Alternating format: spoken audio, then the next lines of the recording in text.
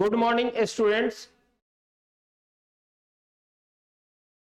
मैं सुधीर कुमार आप सबों के लिए विभिन्न प्रतियोगिता परीक्षाओं में उपयोगी हो इसलिए एमसीक्यू फॉर्म में मल्टीपल चॉइस क्वेश्चन के फॉर्म में आपकी परीक्षा की तैयारी करवाने जा रहा हूं, जिसका आज पहला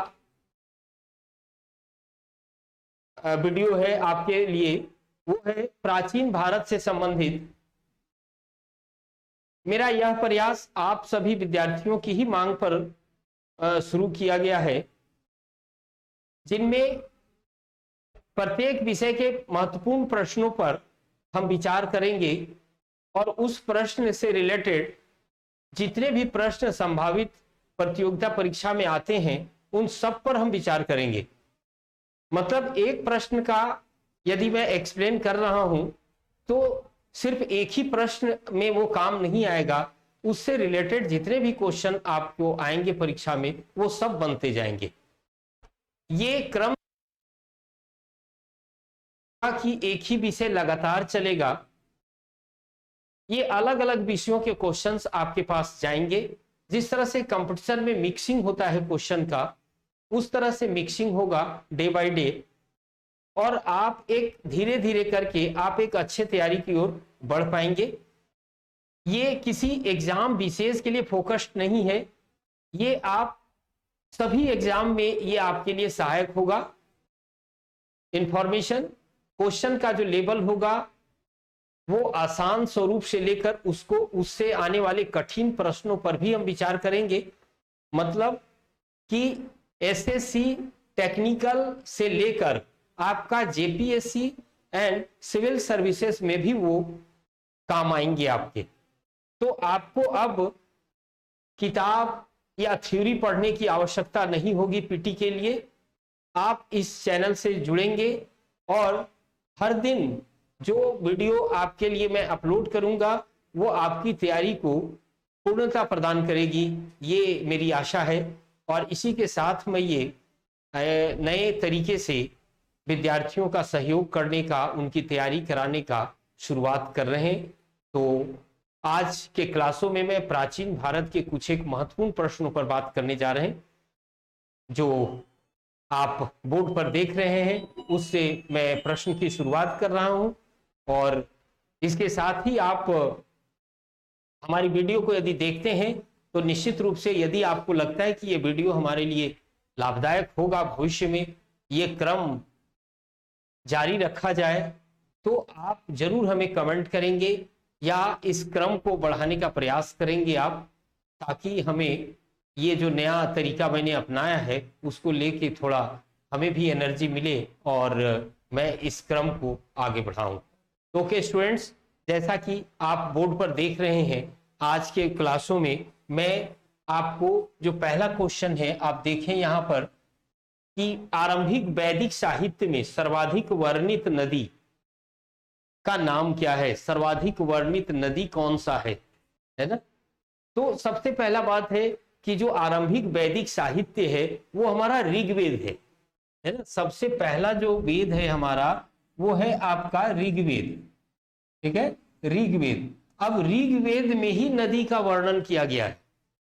ऋग्वेद क्या है हमारा, सबसे प्राचीन वेद है, सबसे पहला वेद है ऋग्वेद, जिसमें ऋग्वेद को क्या किया गया था, ऋग्वेद को 10 मंडलों में बांटा गया है ना। ऋग्वेद को विभाजित किया 10 मंडल में, 10 मंडल में विभाजित है ऋग्वेद, 10 मंडल में, ठीक है, विभाजित है। इसका जो 10वां मंडल है, 10वां मंडल, 10वां मंडल के नदी सूक्त में है ना, 10वां मंडल के नदी सूक्त में, नदी सूक्त है ना, 10 मंडल में ये बटा है। और इसका जो 10वां मंडल है उसको हम लोग नदी सूक्त के नाम से जानते हैं, नदी सूक्त कहते हैं इसको, ठीक है, नदी सूक्त।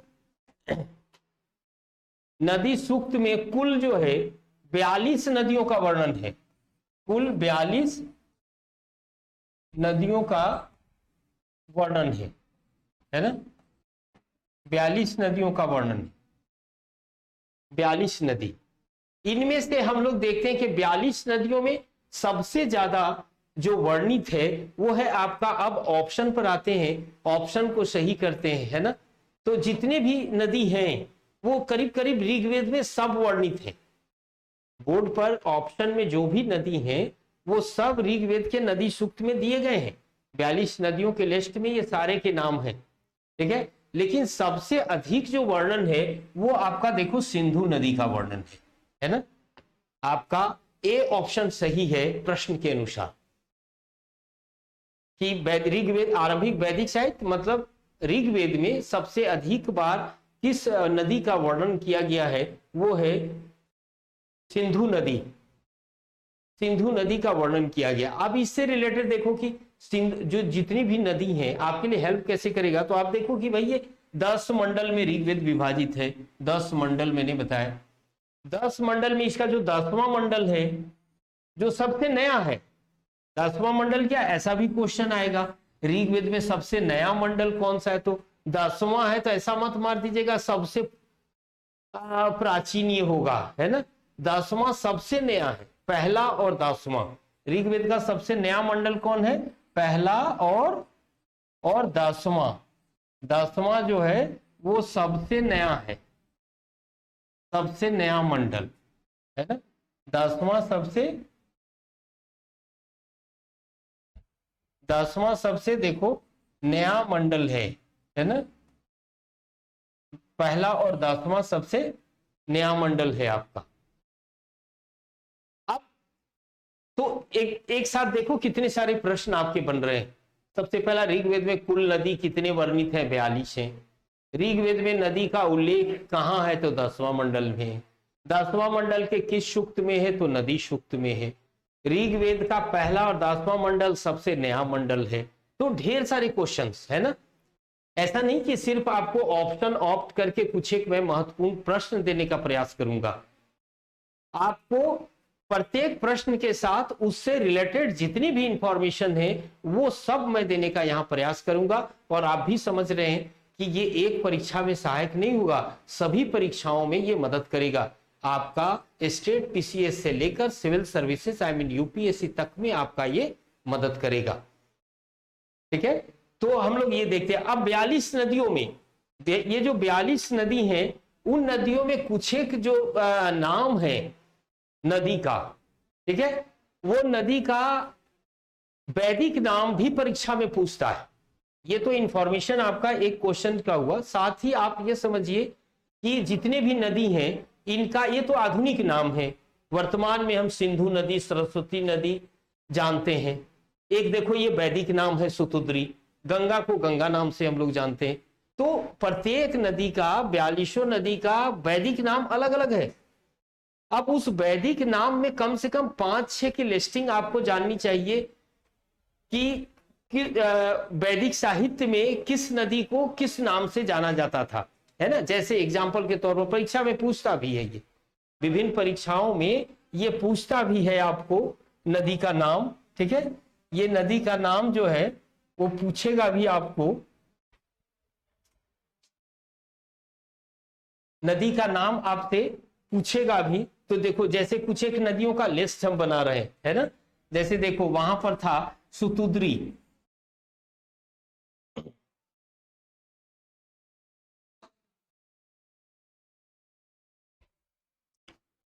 जैसे वहां पर कुछ एक नदी का नाम था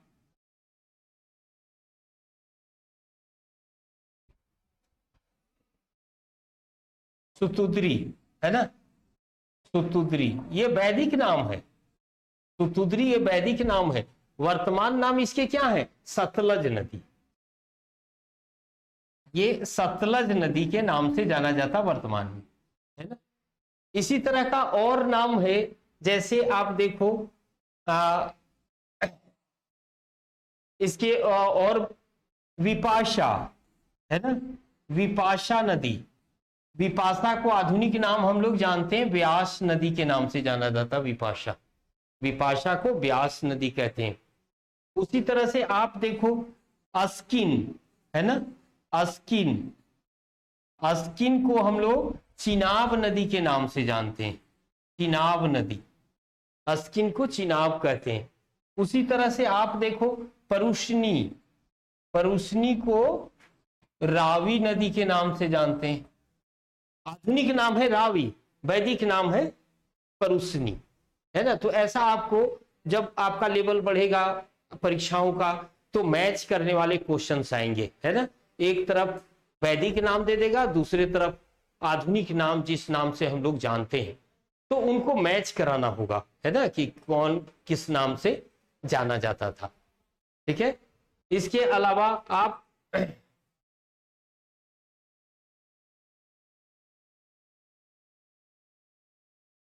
है ना, उसके अलावा सुवास्तु, देखो वैदिक नाम है सुवास्तु या आधुनिक नाम है स्वात नदी, है ना। स्वात नदी के नाम से ये जाना जाता है, स्वात नदी के नाम से सुवस्तु स्वात, है ना। उसके बाद देखो कुभा, कुभा नदी, कुभा नदी आधुनिक नाम जो है वो आपको काबुल के नाम से जाना जाएगा, आधुनिक नाम काबुल है इसका, कुभा का, है ना।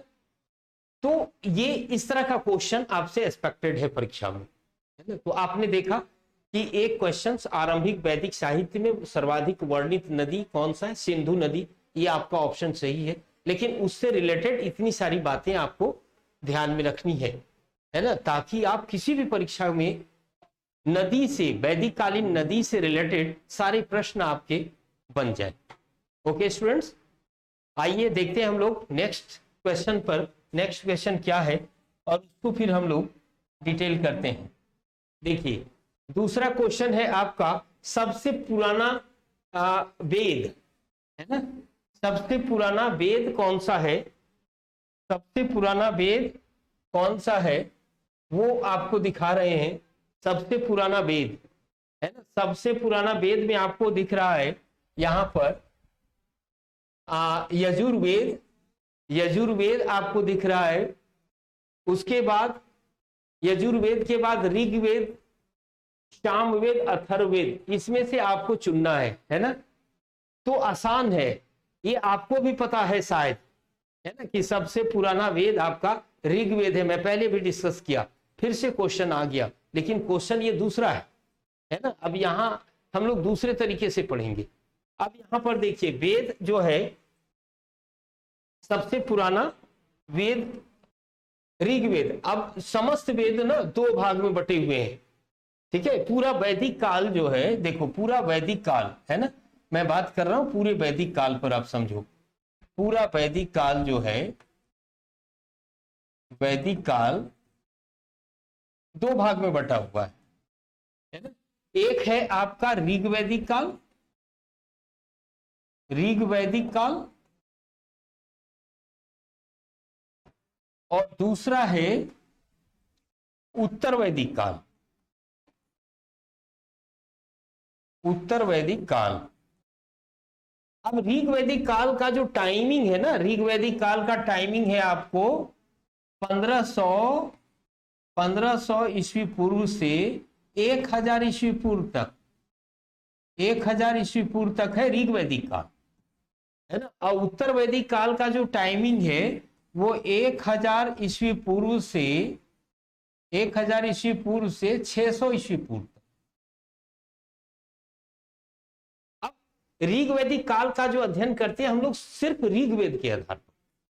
सबसे पुराना वेद हमारा कौन सा है, आंसर सबको पता है, मैं इसको टिक कर रहा हूं। आप देखो सबसे पुराना वेद आपका ऋग्वेद है। अब ऋग्वेद से रिलेटेड यहां पर मैं बात कर रहा हूं, तो आप देखो कि हमारा जो ऋग्वैदिक काल है स्पेशल पूरा, आप देख रहे हैं कि 500 वर्ष का इतिहास, 500 वर्ष का इतिहास सिर्फ ऋग्वेद पे आधारित है। ऋग्वैदिक काल जिसको कहते हैं, ये सिर्फ और सिर्फ ऋग्वेद पर आधारित है, इसलिए सबसे प्राचीन वेद हमारा ऋग्वेद है। लेकिन उत्तर वैदिक काल में ये तीनों वेद आ जाएंगे। उत्तर वैदिक काल में तीनों वेद पर आधारित है उत्तर वैदिक काल। इसके अलावे और भी ग्रंथ लिखे गए। उत्तर वैदिक काल का अध्ययन जो हम करते हैं, वो जो रेस्ट बच गए 1 2 3 वेद, तीन वेद है यहां पर, उसके बाद ब्राह्मण ग्रंथ है, ब्राह्मण ग्रंथ है, फिर आपको आरण्यक है, आरण्यक है, फिर आपको वेदांग है, वेदांग, उसके अलावा वेदांग के अलावा भी और जो वेद के बाद वैदिकोत्तर जो साहित्य है वो जैसे उपनिषद, उपनिषद, उपनिषद, ये सब पर आधारित है आपका पूरा उत्तर वैदिक काल, है ना। तो आप देख रहे हैं कि ऋग्वेद सबसे प्राचीन, एक पूरा 500 वर्ष का इतिहास ऋग्वेद पर आधारित है। वही उत्तर वेद, जब हम उत्तर वैदिक काल आते हैं तो हम लोग देखते हैं कि 1000 से 600 ईस्वी पूर्व के बीच इतने सारी साहित्यों पर आधारित है हमारा उत्तर वैदिक काल, है ना। अब देखो जितने भी वेद हैं, है ना, ऋग्वेद, ऋग्वेद मैं कह रहा हूं तो ऋग्वेद में क्या है, ऋग्वेद में कौन सी बातें हैं, है ना, उसको हम लोग डिटेल, और भी क्वेश्चन आते जाएंगे तो इनसे जुड़ी हुई और डिफरेंट चीजें आएंगी, लेकिन क्वेश्चन जहां तक डिमांड कर रहा है उसके अनुसार से मैं इसको एलिब्रेट कर रहा हूं, आपको आगे बढ़ा रहा हूं, समझा रहा हूं, है ना। अब देखो ऋग्वेद में, ऋग्वेद में मुख्य रूप से है क्या, ऋग्वेद में देवताओं की स्तुति से संबंधित मंत्र दिए हुए हैं। ऋग्वेद, ऋग्वेद में क्या चीज है आपका, तो देवताओं को, देवताओं की स्तुति है ना, देवताओं की स्तुति मंत्र है, इसमें स्तुति मंत्र है, देवताओं की स्तुति मंत्र है ऋग्वेद, ठीक है। उसी तरह से देखो यजुर्वेद में क्या है, तो यजुर्वेद में आपको यज्ञ से संबंधित, यज्ञ से संबंधित विधि विधान है, यज्ञ से संबंधित विधि विधान है यजुर्वेद, है ना। सामवेद जब हम लोग कहते हैं तो सामवेद में सीधा मारना है आपको, सामवेद संगीत की उत्पत्ति है, संगीत उत्पत्ति से संबंधित है सामवेद, है ना। और अथर्ववेद की जब हम लोग बात करते हैं तो अथर्ववेद में आपका जो समाज में लौकिक चीजें जो प्रचलित होती हैं, जादू टोना तंत्र मंत्र, है ना, वो सब इसमें वर्णित है, लौकिक साहित्य है, ये लौकिक साहित्य है, लौकिक साहित्य। तो ऋग्वेद सबसे पुराना, सबसे बाद का है ये, है ना। अथर्ववेद क्या है आपका, सबसे बाद का वेद है, सबसे बाद का, और सबसे बाद का है तो इसमें क्या चीज का वर्णन है, इसमें वर्णन है आपका लौकिक बातें, लौकिक बातें मतलब तंत्र मंत्र जादू टोना माया, है ना, ये सब चीजें अथर्ववेद में वर्णित है। ओके दोस्तों, तो आपने देखा वेद से रिलेटेड, देखो क्वेश्चन ढेर सारे बन रहे हैं, वेद से संबंधित बहुत सारे प्रश्न आ रहे हैं जो विभिन्न स्तर के सभी परीक्षाओं में ये कारगर साबित होगा आपका, है ना। और भी ये डिफरेंट क्वेश्चन जब वैदिक काल से आएंगे, डिफरेंट क्वेश्चन जब, ये सारे के सारे किसी न किसी परीक्षा में पूछे हुए, है ना, पूछे हुए प्रश्न को विस्तृत तौर पर हम एक्सप्लेन करेंगे ताकि उससे और जो क्वेश्चन आता है परीक्षा में आ सके वो आपसे बन सके, है ना।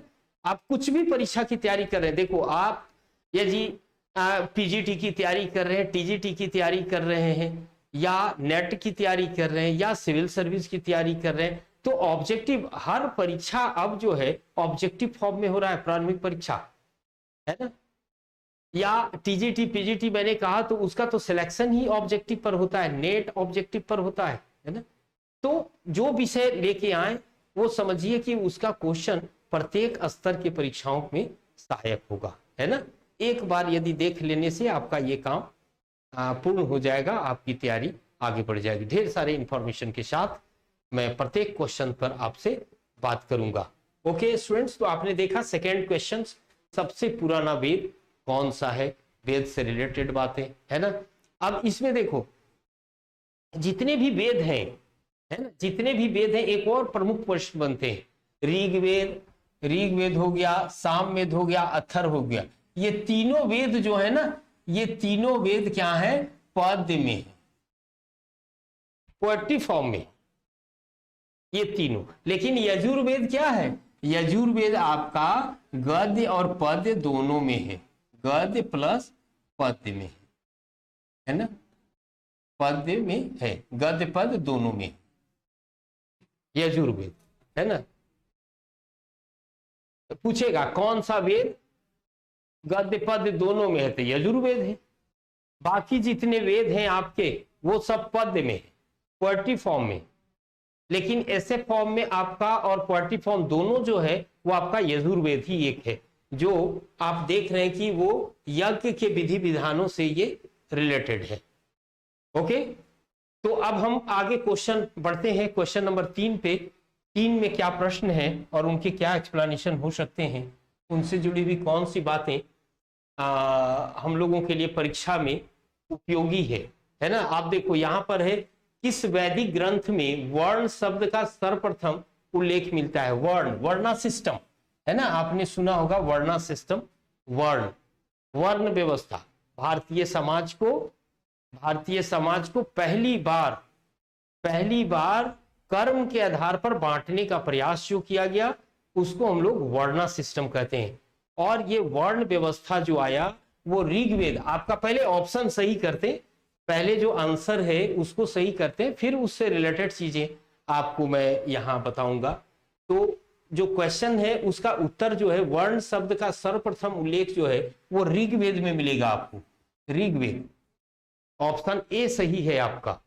अब ऋग्वेद में, जैसा मैं प्रीवियस क्वेश्चंस में आपसे चर्चा किया कि ऋग्वेद जो है, ऋग्वेद आपको 10 मंडल में बटा हुआ है। ऋग्वेद 10 मंडल में विभाजित है, 10 मंडल में विभाजित है। और इसका जो 10वां मंडल है ना, इसका 10वां मंडल के पुरुष सूक्त में एकदम एग्जैक्ट कहां पर है वर्ण, वो आप लोकेशन देखिए। पुरुष सूक्त में वर्ण शब्द का उल्लेख है, पुरुष सूक्त में वर्ण शब्द का उल्लेख है ना। 10वें मंडल के पुरुष सूक्त, एकदम एग्जैक्ट पॉइंट पर आइए, देखिए पुरुष सूक्त में वर्ण शब्द का उल्लेख है 10वां मंडल में, 10 मंडल में बटा हुआ। प्रीवियस ईयर में, प्रीवियस क्वेश्चन में मैं डिस्कस किया, फिर से देखो क्वेश्चन आ गया। तो 10वें मंडल के पुरुष सूक्त में वर्ण शब्द का उल्लेख है और पूरी वर्ण व्यवस्था का उल्लेख है ना। और इस सूक्त में क्या कहा गया है, इस सूक्त में आपको कहा गया है ना, इस सूक्त में आपको कहा गया है कि ब्रह्मा के, है ना, ब्रह्मा के 4 अंगों से, ठीक है, ब्रह्मा के 4 अंगों से 4 वर्णों की उत्पत्ति हुई, है ना। वर्ण क्या है, कर्म आधारित समाज का विभाजन है। देखो समाज में हर काम होने जरूरी है। समाज में यदि हर कोई राजा ही बनेगा तो समाज अस्तित्व में नहीं रहेगा। समाज में अच्छे काम करने वाले भी चाहिए, तो जो निम्न स्तर के काम है उसको भी करने वाले चाहिए। इसलिए पहली बार देखो ये भारतीय समाज में वर्ण विभाजन किया जा रहा है जो कर्म पर आधारित है।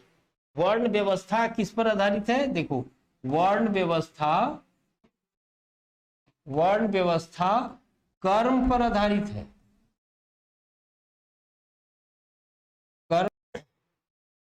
देखिए वर्ण व्यवस्था कर्म पर आधारित है, कहने का अर्थ ये हुआ कि कर्म जो जैसा करेगा उस वैसा ही वर्ण में रहेगा। मतलब कर्म पर आधारित होने के कारण इसमें क्या है, प्रमोशन डिमोशन दोनों संभव है ना। प्रमोशन भी हो सकता है, प्रमोशन हो सकता है और डिमोशन भी हो सकता है। इसमें डिमोशन दोनों हो सकते हैं। मतलब यदि ऊंचा वर्ग, नीचे कर्म करने वाले हैं, यदि वो अच्छा काम करने लगे, पूजा पाठ करने लगे हैं, तो ऊंचे वर्ण में पहुंच जाएंगे। यदि पूजा पाठ करने वाले ऊंचे वर्ण वाले यदि खराब काम करने रहे तो निचले वर्ण में आ जाएंगे, डिमोशन हो जाएगा। तो कर्म पर आधारित ये वर्ण व्यवस्था थी। और 10वें मंडल के पुरुष सूक्त में क्या कहा गया, ब्रह्मा के 4 अंगों से 4 वर्णों की उत्पत्ति, है ना। ब्रह्मा के 4 अंग से 4 वर्ण की उत्पत्ति। आप देखो अंग कौन, मुख से ब्राह्मण, बांह से क्षत्रिय, बां से क्षत्रिय, जांघ से वैश्य, वैश्य और पैर से शूद्र। ये तो इस तरह से ये ब्रह्मा के चार अंग, ब्रह्मा सृष्टिकर्ता है ना, सृष्टिकर्ता के चार अंग से आप देखो चार वर्ण की उत्पत्ति है। सबका काम देखो, ब्राह्मण पूजा पाठ कराएंगे, क्षत्रिय सुरक्षा प्रदान करेंगे, राज करेंगे, वैश्य इकोनॉमिक एक्टिविटीज करेंगे, आर्थिक गतिविधियां करेंगे, और शूद्र ऊपर वाले जो तीनों वर्ण हैं उनकी सेवा करेंगे। ये सेवा करेगा तीनों का, है ना। तो देखो ये समाज का पहला विभाजन है वर्ण व्यवस्था, है ना। तो हम लोगों ने देखा कि भाई ये जो वर्ण व्यवस्था है, ठीक है, उसमें वर्ण व्यवस्था के तहत हम लोगों ने देखा कि देखो ऋग्वेद, वैदिक ग्रंथ वर्ण, ऋग्वेद में वर्ण है, 10वां मंडल, 10 मंडल में ऋग्वेद विभाजित है। 10वें मंडल के पुरुष सूक्त में वर्ण शब्द का उल्लेख है। वर्ण व्यवस्था कर्म पर आधारित है, जिसमें प्रमोशन डिमोशन दोनों की संभावनाएं हैं, है ना। ये वर्ण कौन है, तो देखो ब्रह्मा के चार अंग से ऐसा माना गया, ब्रह्मा के चार अंग से चार वर्ण की उत्पत्ति की बात यहाँ बताई गई है। मुख से ब्राह्मण, बांह से क्षत्रिय, जांघ से वैश्य और पैर से शूद्र। सबका काम समाज में भी ऐसे ही, समाज में भी इनका पोजीशन नीचे से ऊपर की ओर बढ़ता जाएगा। समाज में इनका जो पोजीशन है वो नीचे से ऊपर की ओर आपको दिखेगा, है ना। इस तरह से सबसे निचले पायदान पर शूद्र है और सबसे ऊपरी पायदान पर ब्राह्मण है ना। तो ये समाज का पहला विभाजन किया गया कर्म पर आधारित, है ना, कर्म पर आधारित। और यही कर्म पर आधारित वर्ण व्यवस्था, यही कर्म पर आधारित वर्ण व्यवस्था जब जन्म पर आधारित हो जाएगा, जन्म पर आधारित तब, है ना, तब जाति व्यवस्था अस्तित्व में आएगी, जाति व्यवस्था स्थापित होगी,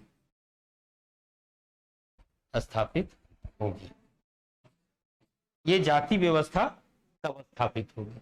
ओके स्टूडेंट्स, तो आपने देखा कि भाई कितने तरह का इससे क्वेश्चन हम लोगों ने किया, है ना। ढेर सारे क्वेश्चंस आपके इससे बन जाएंगे विभिन्न परीक्षाओं में, है ना। तो मैं जिस उद्देश्य से ये सिस्टम को शुरू किया हूं, जिस उद्देश्य से लेके आगे बढ़ रहे हैं आप सबों को, तो इसके प्रोत्साहन के लिए आपको हमारे साथ जुड़ना आवश्यक है, ताकि क्रम को हम आगे बढ़ाते रहें। और अब हम लोग देखते हैं अगले प्रश्न पर विचार करते हैं। अगला प्रश्न क्या है आपका? अगला प्रश्न देखिए, है ना। अगला प्रश्न आप देखिए, बुद्ध के जीवन की किस घटना को महाभिनिष्क्रमण के रूप में जाना जाता है? महाभिनिष्क्रमण, है ना, महाभिनिष्क्रमण जिसका ऑप्शन है आपका उनका महापरिनिर्वाण, उनका जन्म, उनका गृह त्याग, उनका प्रबोधन। प्रबोधन मतलब ज्ञान प्राप्ति कह सकते हैं। तो इस तरह से अब प्रत्येक ऑप्शन पर पहले विचार करते हैं, है ना। महाभिनिष्क्रमण मतलब ये सीधा सीधी इनके ऑप्शन पहले करेक्ट करते हैं। तो महाभिनिष्क्रमण का मतलब होता है उनका गृह त्याग करना। महात्मा बुद्ध घर छोड़ के जो बाहर गए, घर गृह त्याग जो उन्होंने किया, उसको हम लोग महाभिनिष्क्रमण के नाम से जानते हैं, है ना। तो बुद्ध शुरू से देखो, महापरिनिर्वाण जब हम लोग कहते हैं, है ना, आप जब इस तरह से ऑब्जेक्टिव हमारे साथ वर्क करेंगे, ऑब्जेक्टिव आप पढ़ेंगे एमसीक्यू फॉर्म में, तो आपको टाइम टू टाइम मैं क्वेश्चन पकड़ने का आइडिया भी बताऊंगा। एक रीजनिंग, एक विद्यार्थी के लिए परीक्षा में क्वेश्चन पकड़ना ज्यादा इंपॉर्टेंट होता है, ज्ञान ज्यादा रखना इंपॉर्टेंट नहीं होता है। तो आप क्वेश्चन को कैसे पकड़ेंगे, कैसे रीजनिंग आप लगाएंगे, क्वेश्चन कौन सही हो सकता है, उस पर भी हम टाइम टू टाइम आपका मार्गदर्शन करते रहेंगे। लेकिन ये कुछ एक रॉ मटेरियल भी आपके पास चाहिए, कुछ एक ज्ञान भी चाहिए। तब फिर एक रीजनिंग वहां पर हम डेवलप करने का आपका प्रयास करेंगे। तो देखो अब यहाँ पर वर्ड, अब देखो महापरिनिर्वाण कहते हैं, महापरिनिर्वाण है ना। तो महापरिनिर्वाण बौद्ध धर्म में क्या होता है? महापरिनिर्वाण मतलब बौद्ध धर्म में मृत्यु होता है ना, ज्ञान प्राप्ति नहीं, मृत्यु होता है। ठीक है, मृत्यु से उनका जन्म, ये तो क्लियर है, उनका जन्म से रिलेटेड कुछ बात है। उनका प्रबोधन, उनका ज्ञान प्राप्ति से बात हो रहा है ना। प्रबोधन मतलब इनलाइटमेंट की मैं बात कर रहा हूँ, इनलाइटमेंट, प्रकाश, ज्ञान, है ना, इस पर मैं बात हो रही है। तो महाभिनिष्क्रमण है ना, ये आपको सीधे जो माइग्रेशन की बात, एक अर्थ दिख रहा है वहां पर, है ना, कि एक जगह से दूसरे जगह जा रहे हैं कहीं, इस तरह का निष्क्रमण की बात हो रही है। निष्क्रमण मतलब निकलना, जाना, इस तरह का। तो यदि वर्ड सिर्फ एक क्लियर है, महापरिनिर्वाण, तो उनका हम पकड़ लेंगे ऑप्शन सी, ये निष्क्रमण की बात कर रहा है, मतलब ये गृह त्याग की, घर छोड़ने की बात कर रहा है, अपना घर छोड़ के कहीं और जा रहे हैं, ऐसा हम नहीं जानते।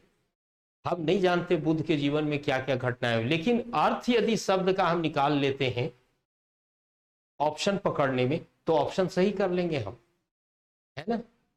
तो निष्क्रमण, महाभिनिष्क्रमण मतलब गृह त्याग, घर छोड़ना।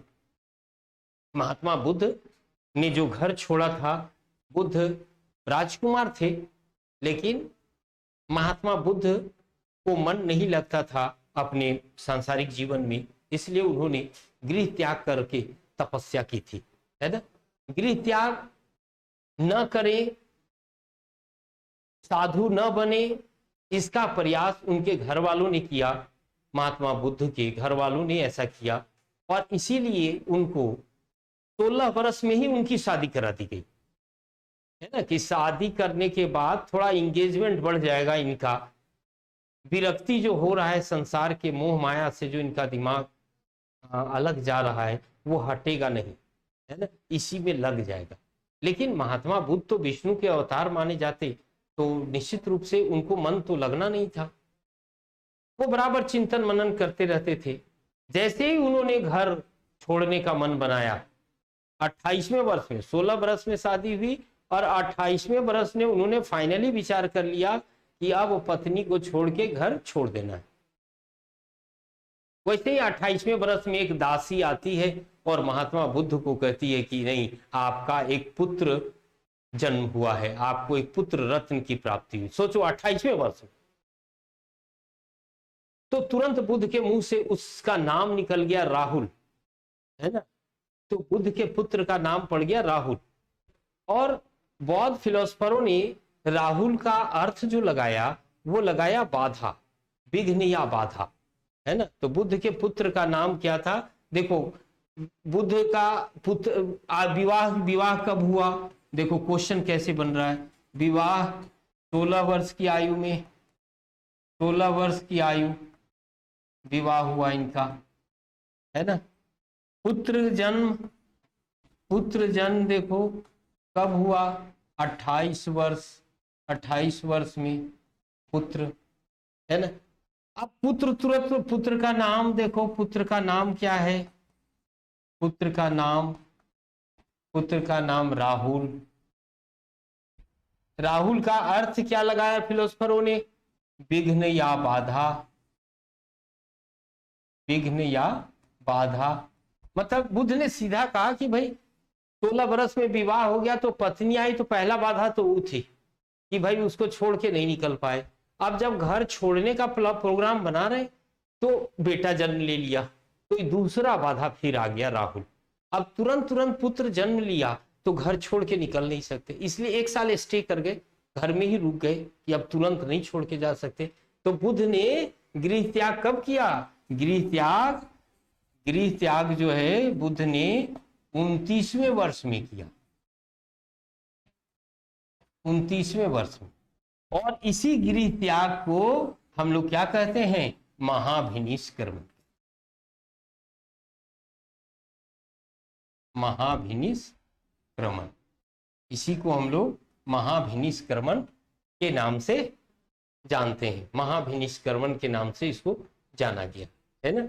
बुद्ध महाधि ने 29 वर्ष में किए, फिर 6 वर्षों तक तपस्या किया।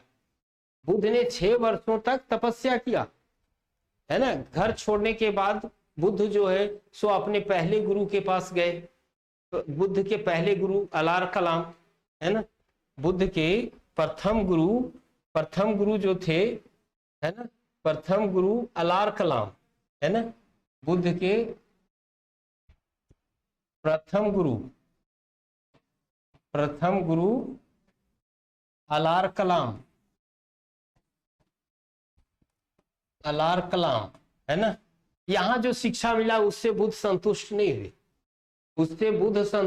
हुए, इसलिए दूसरे गुरु के पास गए, द्वितीय गुरु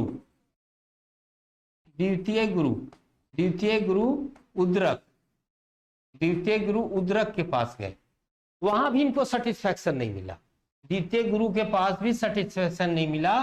तब इन्होंने खुद सोच लिया कि खुद तपस्या करने की जरूरत है, खुद तपस्या तप करने की जरूरत है ना। और फिर तपस्या करने लगे। और 6 बरस बाद मतलब 35 वर्ष की आयु में, 35 वर्ष की आयु में बुद्ध को ज्ञान की प्राप्ति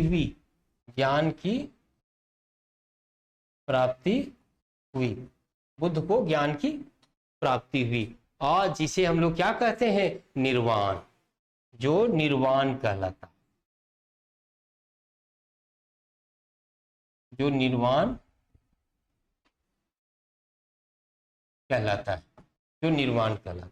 है ना।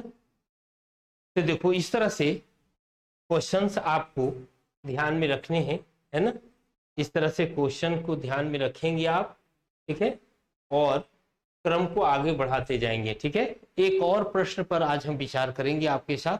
नेक्स्ट क्वेश्चन आगे बढ़ाते हैं, है ना। नेक्स्ट क्वेश्चन हम लोग देखते हैं क्या है। और नेक्स्ट क्वेश्चन है, बुद्ध ने सर्वाधिक उपदेश कहां पर दिए, है ना। बुद्ध ने सर्वाधिक उपदेश जो है कहां पर दिए। तो बुद्ध ने सर्वाधिक उपदेश, पहले ऑप्शन सही करते हैं।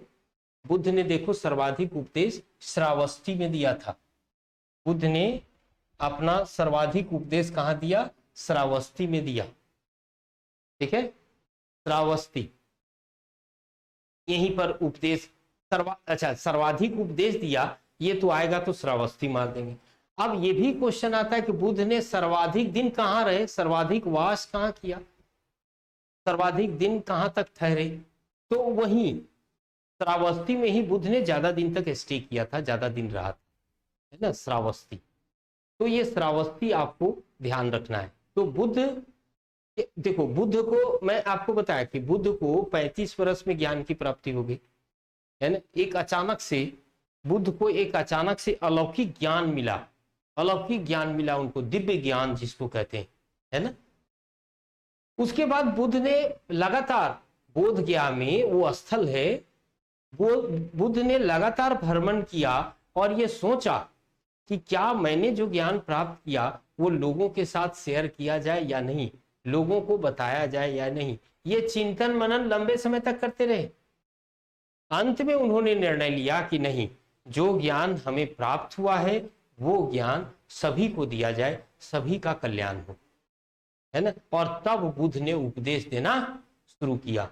और बुद्ध ने जो सबसे पहला उपदेश दिया, बुद्ध का प्रथम उपदेश, है ना, प्रथम उपदेश कहां दिया, प्रथम उपदेश सारनाथ में दिया। प्रथम उपदेश सारनाथ में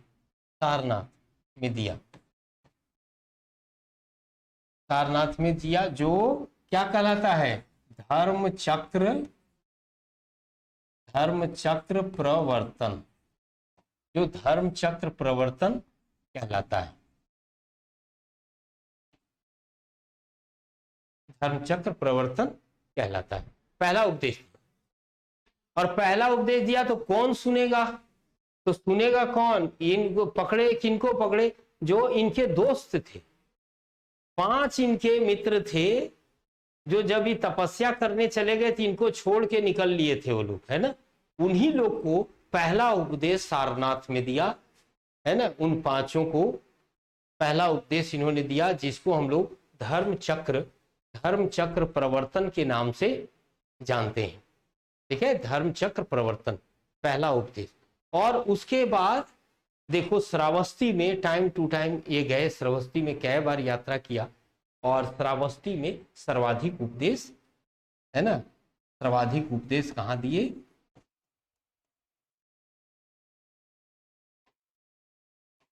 सर्वाधिक उपदेश श्रावस्ती में, सर्वाधिक उपदेश श्रावस्ती में। ठीक है, श्रावस्ती में दिया, है ना। अच्छा, अब इससे रिलेटेड और भी क्वेश्चन, जैसे वो जो उपदेश देते थे, बुद्ध जो उपदेश देते थे भाई किस भाषा में देते थे, है ना?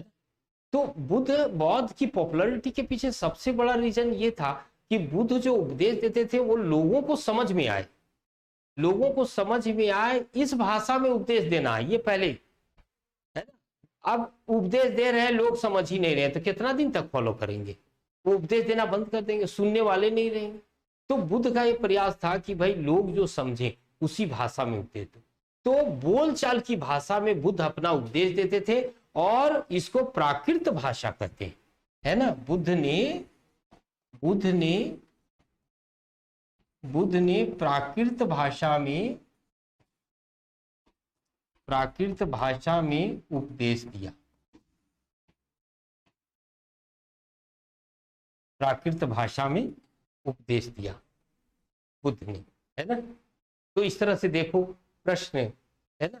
आज हम लोगों ने